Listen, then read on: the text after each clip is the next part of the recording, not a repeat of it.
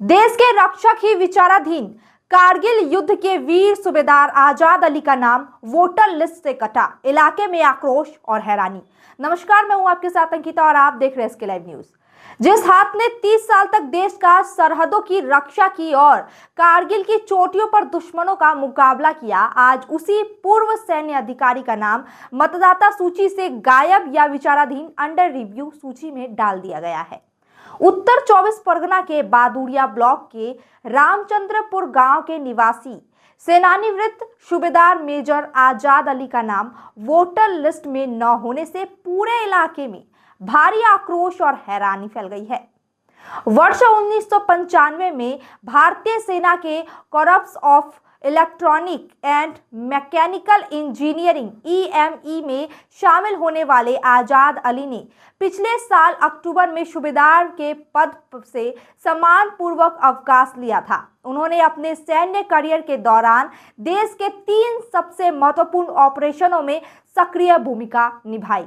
1999 में ऑपरेशन विजय कारगिल युद्ध, 2001 ऑपरेशन पराक्रम, 2025 ऑपरेशन सिंदूर। इसके अलावा गलवान घाटी के घटना के बाद वे भारत चीन सीमा पर अरुणाचल प्रदेश पर भी तैनात रहे। आजाद अली ने भावुक होकर कहा, मैंने अपनी जिंदगी के 30 वसंत देश की अखंडता के लिए समर्पित कर दिए। चुनाव आयोग को हमारे जैसे राष्ट्रीय सेवकों के प्रति अधिक संवेदनशील और गंभीर होना चाहिए था। मेरे परिवार के 15 सदस्यों के नाम लिस्ट में है, लेकिन जिसने देश के लिए लड़ाई लड़ी उसी का नाम डिलीट कर दिया गया। प्रशासन पर कई सवाल उठ रहे हैं। आजाद अली का दावा है कि उन्होंने समय पर सभी दस्तावेज जमा किए, फिर भी उनका नाम अंडर रिव्यू है। यह स्थिति दिखाती है कि जमीनी स्तर पर डेटा प्रबंधन, सत्यापन प्रक्रिया और अधिकारियों की जवाबदेही में कहीं ना कहीं तो कमी है।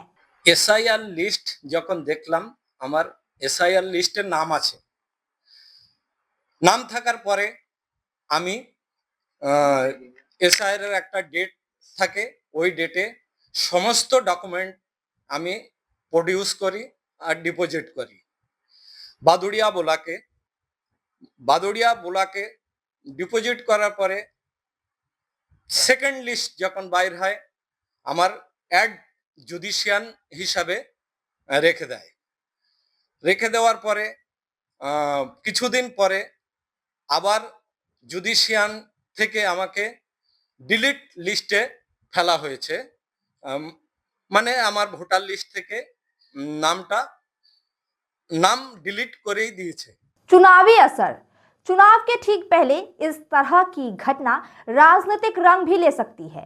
विपक्ष इसे मुद्दा बना सकता है, जबकि सत्ताधारी दलों पर दबाव बढ़ सकता है, उन्हें जवाब देना पड़ सकता है। स्थानीय स्तर पर यह मामला भावनात्मक जुड़ाव पैदा कर रहा है, जो वोटिंग पैटर्न का प्रभावित कर सकता है। सामाजिक और नैतिक पहलू। आजाद अली की बेटी का सवाल।